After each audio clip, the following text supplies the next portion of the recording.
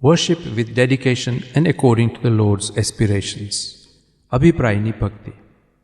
Arjun gave his wholehearted support to Lord Shri Krishna in his mission. Arjun worshipped and devoted his life with such conviction and devotion that he has earned the reputation of a supreme, unparalleled devotee for posterity.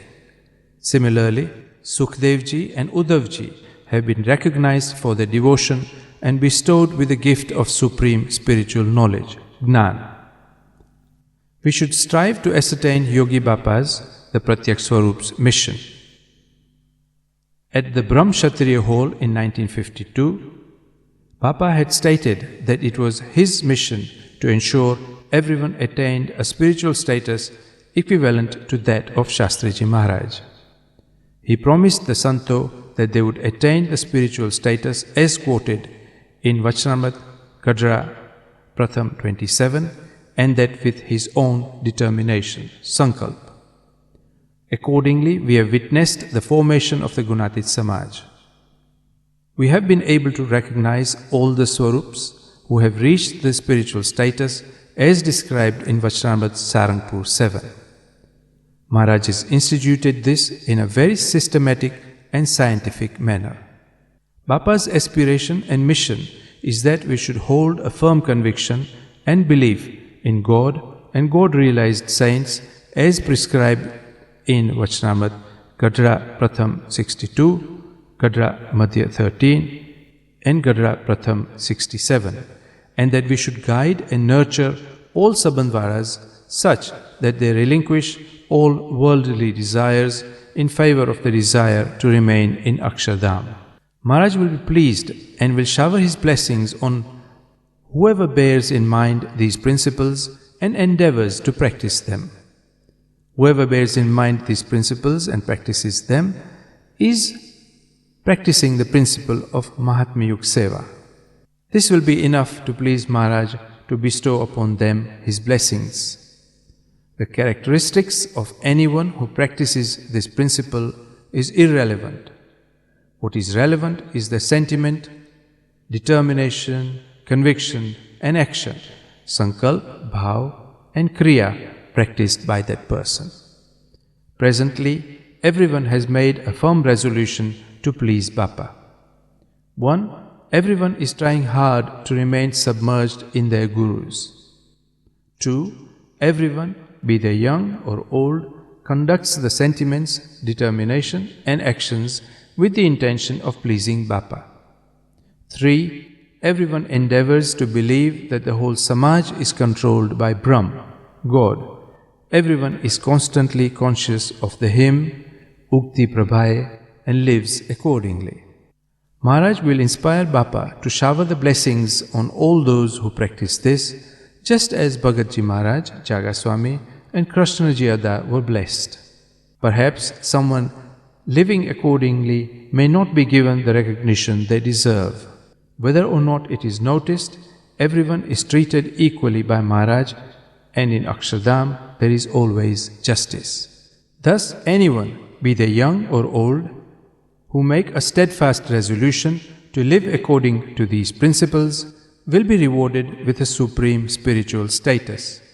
They will be able to see the Leela and experience the divine peace and bliss as quoted in the Vachnamrit Kadra Antya 11, and thus experience the happiness of Gnan Samadhi. If they become the slave of Maharaj and an instrument of Maharaj, then they would experience Sahajanandi happiness, constant happiness. This is the unique chance we have been given by Bapa. We should not waste such an opportunity, but should be eager to exploit it. Bapa is constantly urging us to seize the opportunity and achieve happiness.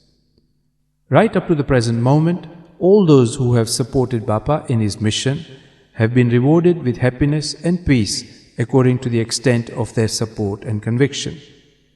This is a continuous process which Bapa wills through his own conviction and divine strength. He assists them in overcoming the Laukik and Alaukik stages of their sadhanas. Thus it is imperative that Mahatma Yug Seva, service with devotion, becomes an addiction or a habit until we reach the stage denoted by constant inner peace, bliss and happiness, i.e. Sahajanandi Chetna, as per Vachanamrit Kadra Antya 25. A habit which must not be broken, because we are very fortunate to have been given such a rare chance. You should be ever faithful and sincere to Sahajanand Swami, constantly analyzing yourself, your sentiments, convictions and actions, thus remaining in Chidakash. As soon as a thought occurs, you should analyze it, filtering it to see if it enhances your devotion to God. Otherwise, discard it. If the thought lends itself to devotion, which has no ulterior motive and results in total selfless devotion, then take the necessary actions using all your mind, soul and skills. Remain aware and alert in this way and act accordingly.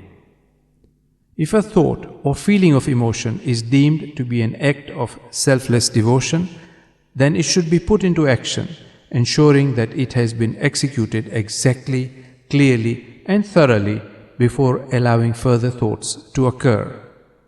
Be result-oriented. If you practice this with 100% conviction, then you will constantly experience the inner peace, bliss and tranquility and a positive frame of mind. Your spiritual equanimity will never falter.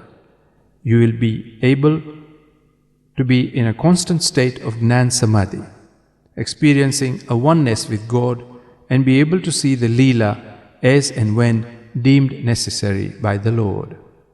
You will experience miracle upon miracle as per the 11th discourse, chapter 3 of Swami Nivato. You will rejoice in the work of Maharaj and feel totally elated with the peace and bliss of remaining in and experiencing a oneness with Maharaj.